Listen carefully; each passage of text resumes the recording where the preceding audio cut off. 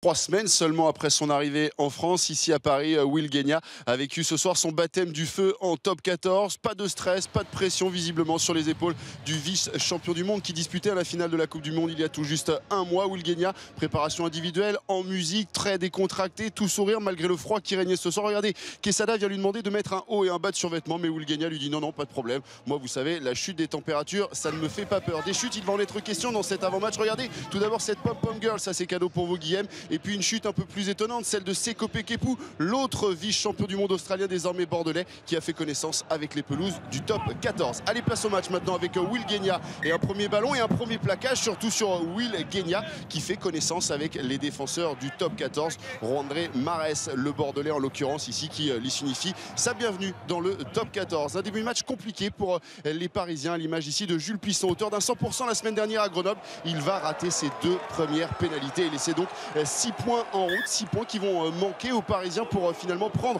l'avantage et l'ascendant dans cette rencontre. Problème également de discipline avec ici ce plaquage dangereux, plaquage cathédrale de Jonathan Danty qui n'écope que d'un carton jaune. C'est presque heureux pour lui parce que le rouge aurait pu être également sorti. Heureusement, il y a des bons plaqueurs et Will Guegna en est un. C'est lui ici qui vient stopper Matt Taleboula sur une des premières offensives bordelaises, et on va retrouver finalement des Parisiens avec Hugo Bonneval ici qui s'échappe au milieu de 2 défenseurs. Il a vu parfaitement le coup joué à l'extérieur et jouable à l'extérieur pour Djibril Camara qui vient inscrire son 2e essai de la saison. Les Parisiens ont peiné à entrer dans le match, mais ils ont trouvé la solution grâce ici à Hugo Bonneval, un beau numéro de soliste de la part de l'arrière parisien qui offre cet essai à Djibril Camara. Le Stade français alors mène 5-0. Oui, mais le Stade français mène, mais souffre également en touche, surtout avec pas mal de problèmes ici de coordination entre le lanceur et le sauteur. L'intervention de Romain Poite qui signale une pénalité que va rapidement jouer. Regardez bien Yann Lesgourd, le petit filou, il a parfaitement servi Julien Rey qui termine entre les poteaux. Un petit essai de filou, un petit essai de raccro presque de la part de Yann Lesgourd.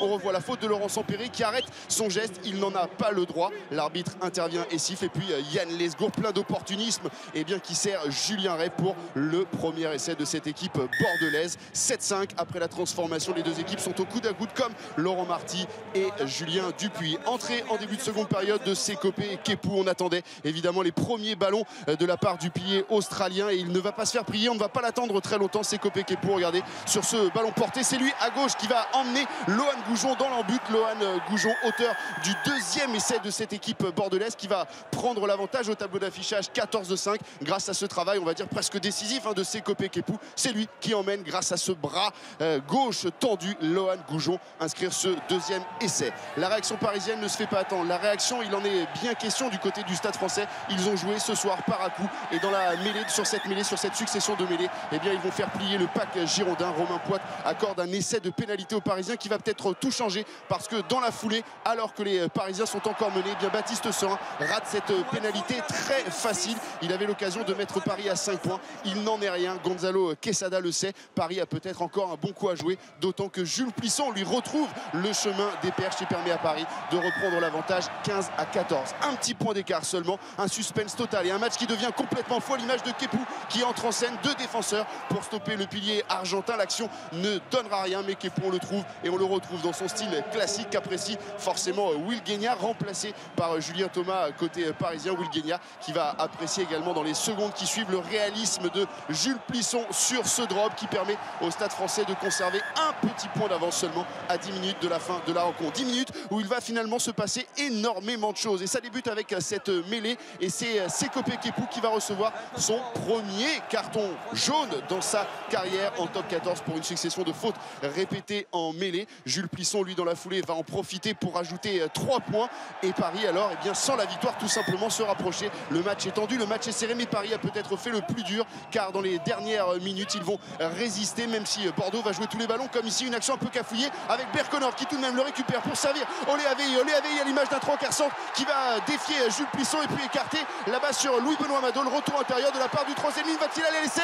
Il est repris à quelques centimètres seulement de la ligne. Bordeaux a une balle de match, le bras tendu de Monsieur Poite n'y changera rien. Il faut absolument marquer un essai. C'est ce qu'a compris Aïné Adams qui va temporiser, lever les yeux et finalement s'engouffrer dans un trou de souris pour aller marquer l'essai de la victoire. Un essai peut-être entaché par cette en avant de Jefferson Poirot. Monsieur Poite va prendre son temps, faire appel à la vidéo et finalement décider après réflexion et après avoir bien pris son temps de valider cet essai d'Aïné Adams.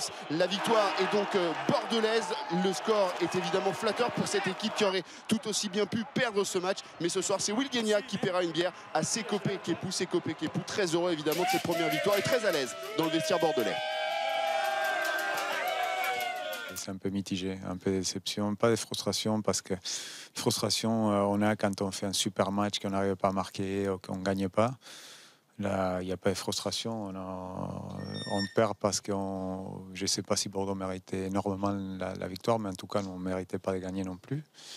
Donc, il y a juste cette déception-là, ces constats, et il y a un peu de colère de savoir qu'on avait un match qu'on aurait pu vraiment gagner, sans être énorme, on aurait pu les gagner.